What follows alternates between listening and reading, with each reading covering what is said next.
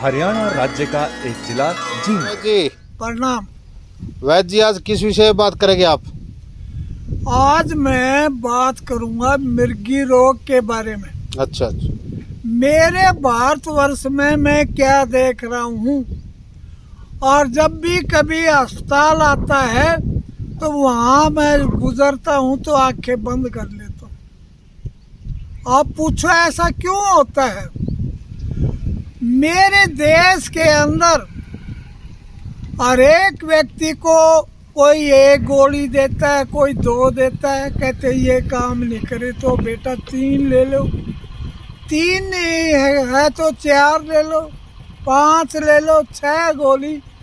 इतनी गोली देती है, किसी एक भैंसे को ये गोली खिला दी जाए या एक बैल को गोली खिला दी जाए, वो हमेशा के लिए क्या है, परेशान हो जाते हैं, और परेशान हो जाने के बाद बच्चे की जिंदगी बर्बाद हो जाती है। और क्या है, उनके पास एक ही चीज है, जब मिर्गी रोगी जाता है डॉक्टर के पास, पहले का 500 mg की एक गोली देता है, वो कहता आराम नहीं हुआ, फिर कहते बेटा और दवाई बदल के दे रहे।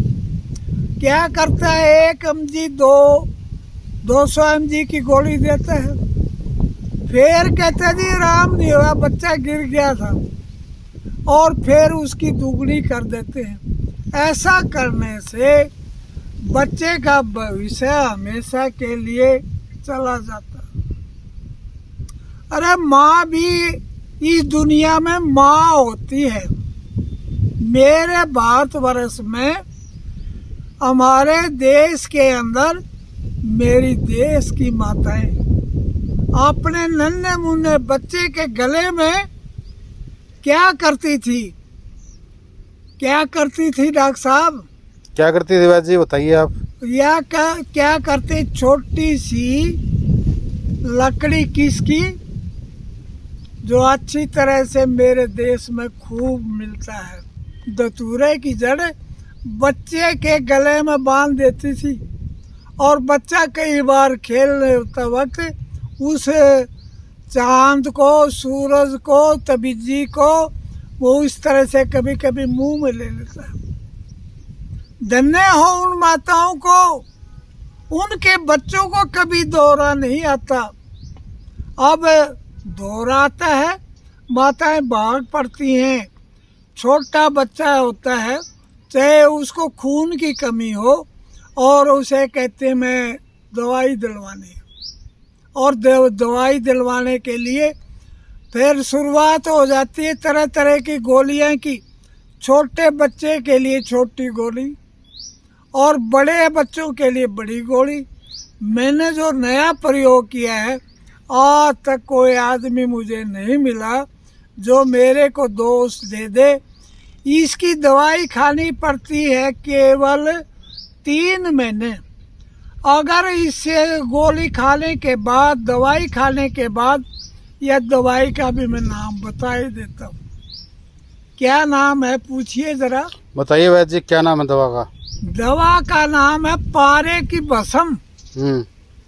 पारे को कम से कम अच्छी तरह से उसके गुणों को साफ करने के बाद, और फिर पारे की भस्म बनाते हैं, और वो पारे की भस्म हमेशा के लिए मिर्गी रोग को छोड़कर चली जाती है। मैंने ऐसी भी देखी है, मेरी देश की बेटी क्या करती हैं, नशे की गोलियां, सुबह से लेकर शाम तक नशे की गोली। अरे कभी तो आराम करने दो, रात भर इसे सोने दो, और उसे हमेशा नशे की गोली खिलाते रहते हैं, और बच्चे की ज़िंदगी बर्बाद हो जाती है। तो ये भस्म हम देते हैं, अच्छी तरह से देते हैं, खुद बना कर देते हैं, अच्छी तरह से। पारे के पहले वैसे तो 18 संस्कार होते हैं, पहली बार कम से कम 1 महीने के अंदर 1 किलो पारा है, कम से कम 10 संस्कार करके और उसे शुद्ध बना के फिर भस्म बनाते हैं। इतनी कारगर है, जिंदगी में किसी को मृगी रोग नहीं आएगा और बच्चा पढ़ भी सकेगा, लिख भी सकेगा।